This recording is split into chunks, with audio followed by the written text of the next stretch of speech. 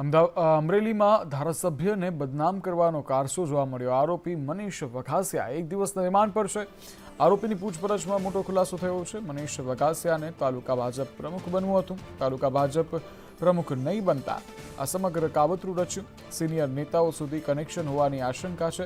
ત્યારે સૌરાષ્ટ્રમાં રાજકીય ભૂકંપ સર્જાવાની શક્યતા છે. અરવલ્લી વિધાનસભા નાયબ દંડક કૌશિક વેકરિયા વિરુદ્ધ રાજકીય કાવતરામાં તપાસ દરમિયાન માહિતીઓ બહાર આવી છે. મુખ્ય આરોપી પૂર્વ યુવા ભાજપ હોદ્દેદાર મનીષ વઘાસિયા સહિત 4 આરોપીની ધરપકડ કરાવવામાં આવી છે. ત્યારે રિકન્સ્ટ્રક્શન બાદ કોર્ટમાં રજૂ કર્યા બાદ એક દિવસના રિમાન્ડ મળ્યા છે. ત્યારે સાયબર ક્રાઇમ, લોકલ ક્રાઇમ બ્રાન્ચની સંયુક્ત ટીમો દ્વારા આરોપીની પૂછપરછ કરવામાં આવી રહી છે.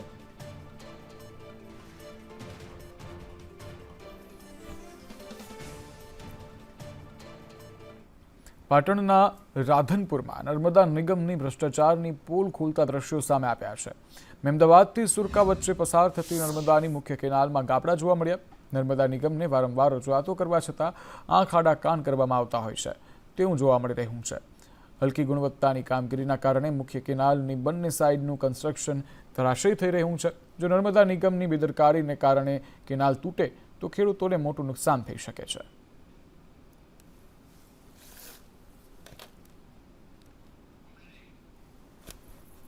તો નર્મદા નિગમની ભ્રષ્ટાચારની આ પુલ ક્ષતિ થઈ છે, જેના કારણે આ ગાબડા જે પડ્યા છે તે તૂટતા ખેડૂતોના જીવ અદ્ધતાલ છે કે જો આ ગાબડા જે છે તે વધારે તૂટશે તો પાણી તેઓના ખેતરમાં જે છે તે ઘૂસી જશે. વારંવાર રજૂઆત કરવામાં આવી છે તંત્રને, પરંતુ તંત્ર નિંદ્રાધીન અવસ્થામાં હોય તેવું લાગી રહ્યું છે.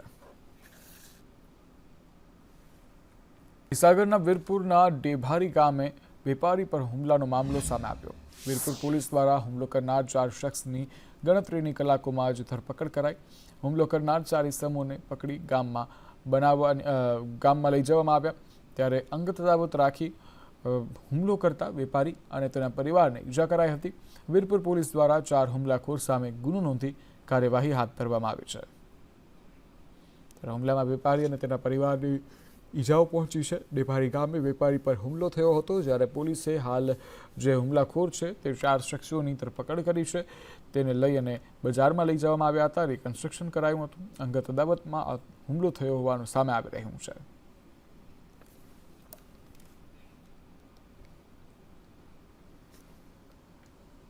પાલનપુરમાં વેપારીનું અપહરણ બાદ છુટકારો થયો છે. ગુરુનંદન વેલા સોસાયટીમાંથી અપહરણ કર્યું હતું. શખ્સોએ વેપારીને મારામારી અને ઘરેથી જ અપહરણ કર્યું હતું. ભાગીદારીના પૈસા લેવા વેપારીના ઘરે પહોંચ્યા હતા. આરોપી કિશન વેપારી સાથે કોલસાનો વેપાર કરતો હતો. વેપારીની પત્નીએ નોંધાવી હતી પોલીસ ફરિયાદ, જ્યારે ધનસુરા નજીકથી અપયુક્ત વેપારીને મુક્ત કરાવ્યો છે. ત્યારે પોલીસે કિશન ઠક્કર સહિત 4 શખ્સને ઝડપી પાડ્યા છે.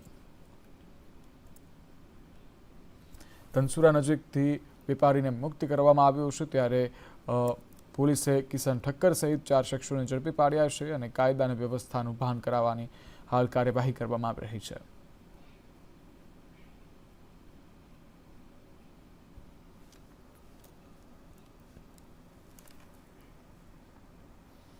બનાસકાંઠામાં ઘરફોડ ચોરીનો ભેદ ઉકેલાયો છે. પોલીસે 3 આરોપીઓને ઝડપી પાડ્યા છે. થરાદમાં ડેલ ગામે ચોરીને અંજામ આપ્યો હતો. સોના ચાંદીના દાગીના સહિત મુદ્દામાલ જપ્ત કરાયો છે. 1 લાખથી વધુનો મુદ્દામાલ જે છે તે પોલીસે જપ્ત કર્યો છે. પોલીસે આરોપીઓની વધુ તપાસ હાથ ધરી છે. કઈ રીતે આ ચોરી કરવામાં આવી હતી, કઈ રીતે મોડસ ઓપરેન્ડી ઉપયોગમાં લેવામાં આવી હતી, તમામ બાબતોને ધ્યાનમાં રાખી અને પ્રશ્નોત્તરી કરવામાં આવી રહી છે. ત્યારે હજુ પણ અનેક ચોરીના ભેદ ઉકેલાઈ શકે છે.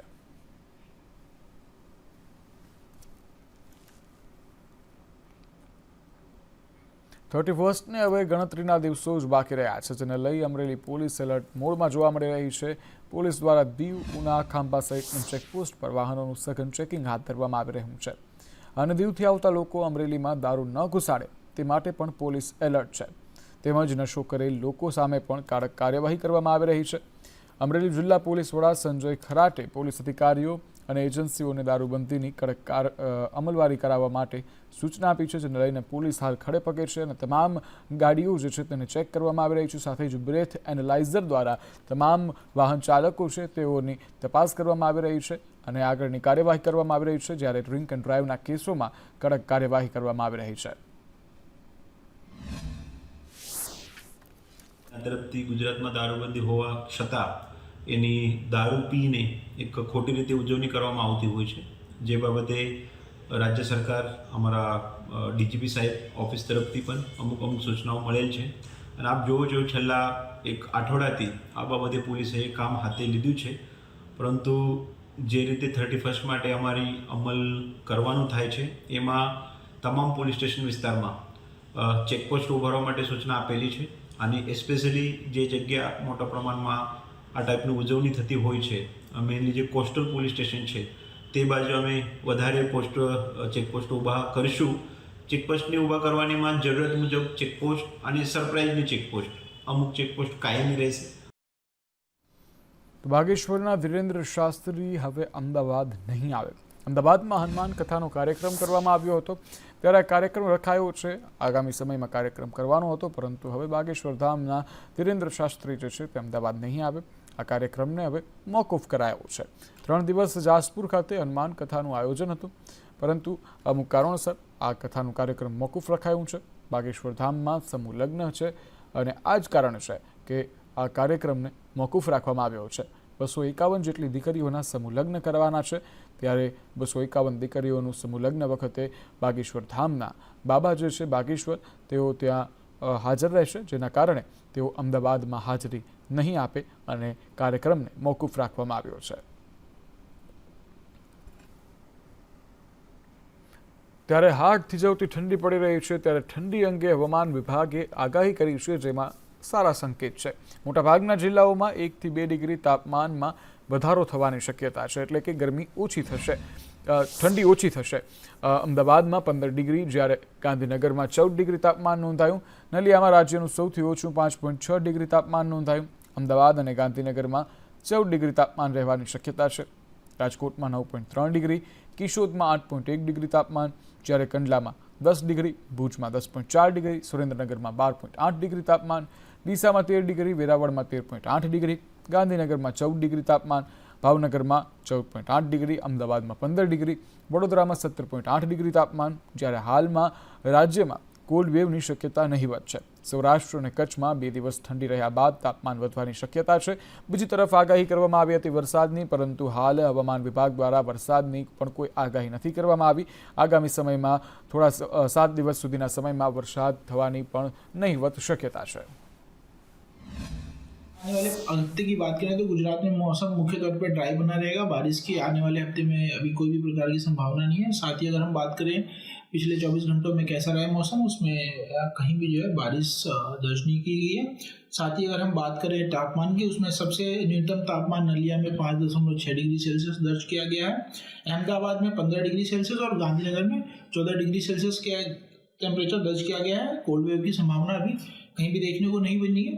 साथ ही साथ अगले 5 दिनों तक भी जो है अभी कोल्ड वेव की जो है किसी प्रकार की चेतावनी नहीं जारी की गई है. साथ ही बात करें तापमान की अगले 5 दिनों तक, उसमें तापमान मोस्टली नो लार्ज चेंज में बना रहेगा विथ राइजिंग टेंडेंसी. मोस्टली जगहों पे जो है तापमान 1-2 डिग्री जो है ग्रेजुअल राइज देखने को मिलेगा अगले 5 दिनों तक. સુરતના ગોડાદરા વિસ્તારમાં વધુ એક વખત હત્યાની ચોંકાવનારી ઘટના સામે આવી છે. પતિએ સૂતેલી પત્નીને 2 દીકરીઓની આંખ સામે જ ગળું કાપીને હત્યા કરી નાખી. દેવત ગામ ખાતે આવેલા સંદેલ લગુન એપાર્ટમેન્ટમાં જયસુખ વાણિયા, પત્ની નમ્રતા અને 2 દીકરીઓ સાથે રહેતા હતા. પતિ જયસુખ અને પત્ની નમ્રતાનો ઝઘડો થયો હતો.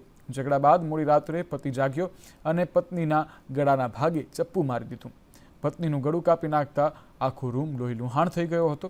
આ ઘટનાની જાણ પોલીસને કરતા ઘટના સ્થળે દોડી આવી હતી અને હત્યારા પતિ જયસુખની ધરપકડ કરી કાયદેસરની કાર્યવાહી હાથ ધરી છે. પતિ પત્ની પોતાના રૂમમાં પોતાના 2 દીકરીઓ સાથે સૂતા હતા. એમાં સંયુક્ત પરિવારમાં એ લોકો રહે છે. આ દરમિયાન બંને પતિ પત્ની વચ્ચે કોઈ બાબતે તકરાર થયા હોવાનું પોલીસને પ્રાથમિક માહિતી મળી છે. 2 દિવસ અગાઉ પણ બંને વચ્ચે ઝઘડો થયો હતો અને આવી જ રીતના બંને વચ્ચે તકરાર અગાઉ પણ આર્થિક બાબતને લઈને થયા હોવાનું પ્રાઇમરી ઇન્ફોર્મેશન છે. જે નાની દીકરી છે એ જ્યારે આ ભાઈએ એના પત્ની ઉપર ચાકુથી વાર કર્યો ત્યારે નાની દીકરીને ખ્યાલ આવ્યો હતો અને પછી તરત એણે બહાર આવી અને પોતાના જે દાદા દાદી છે અને પોતાના કાકા છે એમને આ વિશે જાણ કરી હતી. ત્યારબાદ જે બોડી છે ઇન્જર્ડ વ્યક્તિને આ લોકો હોસ્પિટલ લઈ ગયા હતા. સુરતમાં પત્ની પીડિત પતિઓ માટે પ્રદર્શન કરાયું. પુરુષો માટે એક કમિશનની રચના કરવાની માંગ કરાઈ રહી છે. બેંગલુરુના એન્જિનિયરે પ્લે કાર્ડ લઈ અને પ્રદર્શન કર્યું છે. મહિલાઓના અધિકારો જે છે તે દુરુપયોગ કરતી હોય મહિલાઓ તેવો મુદ્દો ઉઠાવવામાં આવ્યો. હાલમાં જ બેંગલુરુના એક એન્જિનિયર જે છે તેની આત્મહત્યા કરી હતી. તેને લઈ અને હાલ આ તમામ લોકો જે છે તે રસ્તા પર ઉતર્યા છે અને વિરોધ પ્રદર્શન કરી અને न्याय માટે અવાજ ઉઠાવી રહ્યા છે. अतुल सुभाष करके जो एक विक्टिम था जिसने फेक केस की वजह से आत्महत्या की है 9/12 को, ठीक है, तो हम उसके खिलाफ प्रदर्शन कर रहे हैं कि उसको न्याय मिले और पुरुषों के लिए भी एक सही कानून बने. आज की तारीख में ऐसा हो रहा है कि कई सारी महिलाएं फेक केस कर रही है पुरुषों पे, जहाँ पे ये साबित भी हो जाता है कि ये केस एक गलत केस किया गया था तो भी न्याय में उनके लिए कोई भी दंड का प्रावधान नहीं रखा गया है. तो हम ये चाहते हैं, हमारी संस्था ये चाहती है कि पुरुषों के लिए भी एक आयोग बने और हम पुरुष लोग भी अच्छे से न्याय. રાજકોટમાં પત્ની ઉપર પતિએ આક્ષેપ લગાવ્યા છે. પત્ની પીડિત પતિએ ગંભીર આક્ષેપ લગાવ્યા. અગાઉ પણ યુવતીએ લગ્ન કર્યાનો પતિનો આક્ષેપ છે. પીડિતે કહ્યું કે પત્નીના પિતા અવારનવાર કોર્ટમાં જાય છે, અવારનવાર પતિઓ બદલવાનો ધંધો કરે છે, ભરણ પોષણ માટે દબાણ કરવામાં આવે છે અને હેરાન પરેશાન કરતા હોવાનો મામલો સામે આવ્યો છે, જેને લઈને તેઓએ હાલ ફરિયાદ કરી છે અને આક્ષેપ લગાવ્યા છે. ભરણ પોષણનો કેસ કરેલો હોય રાજકોટ ફેમિલી કોર્ટના જજ દ્વારા જે પુરુષને પ્રતાડિત કરવામાં આવે છે એની આ એક નાની એવી કહાની છે. કોર્ટે અમારી કોઈ પણ વાત મંજૂર રાખ્યા વગર ભરણ પોષણનો વચગાળાનો હુકમ કરેલો છે અને પૈસા ભરવા માટે કાયદેસર રીતે દબાણ કરવામાં આવે છે. સમયાંતરે જેમ કેસ આગળ વધતો ગયો એ પ્રમાણે કોર્ટમાં અમે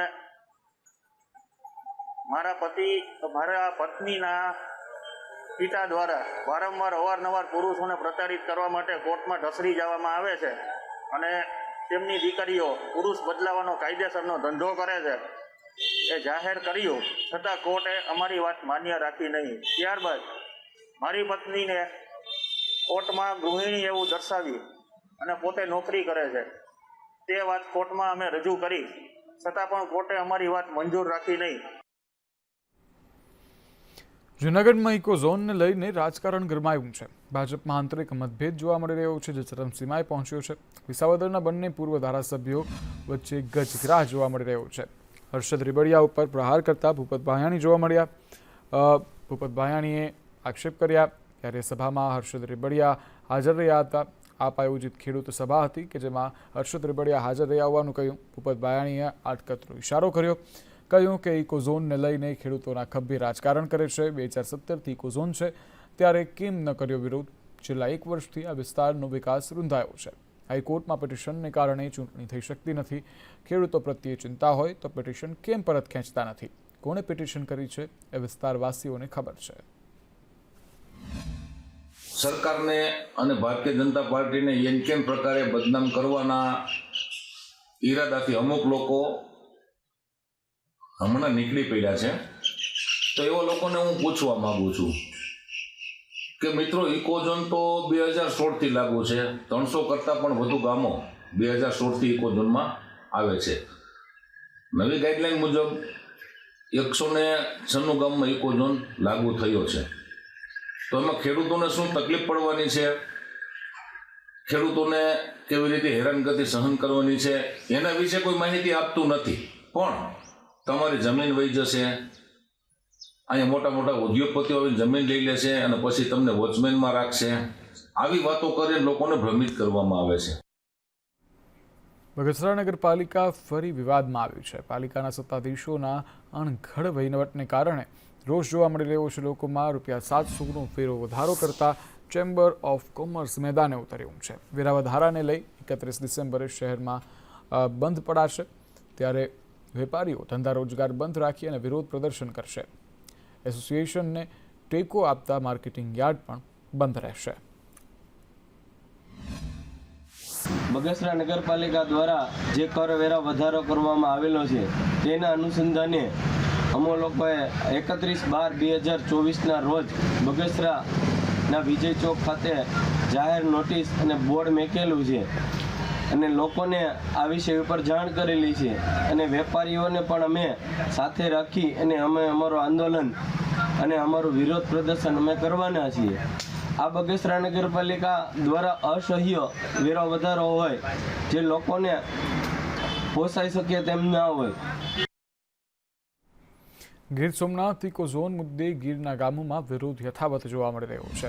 તાલાલા તાલુકાના 24 ગામના સરપંચોની બેઠક મળી આવી. સરપંચો સાથે જવાબદાર આગેવાનોની બેઠક મળી. ઇકો ઝોન નાબૂદ કરવા માટે મક્કમ નિર્ધાર છે. ત્યારે વાંધા સૂચનો રજૂ કર્યા બાદ આગળની રણનીતિ ઘડાઈ. 96 ગામના સરપંચો અને પંચાયત સમિતિના સદસ્યો અને સ્વૈચ્છિક જે તે સંસ્થાઓ છે એ ખૂબ જ મોટી સંખ્યામાં વિસાવદર તાલુકામાં એક મહાપંચાયતનું ગુજરાતમાં પહેલીવાર આયોજન થવા જઈ રહ્યું છે. એ આયોજન કરી અને તમામ પંચાયતોના 196 ગામના ઠરાવો લઈ અને ઇકો સેન્સિટિવ ઝોન રદ કરવા માટે ખૂબ જ મોટા પ્રમાણમાં મહાપંચાયત યોજાવાની છે અને તમામ ઠરાવો અમે સુપ્રીમ કોર્ટમાં એક પિટિશન દાખલ કરી અને ઇકો સેન્સિટિવ ઝોનનો કાયદો રદ કરવા માટે અમે જવાના છે.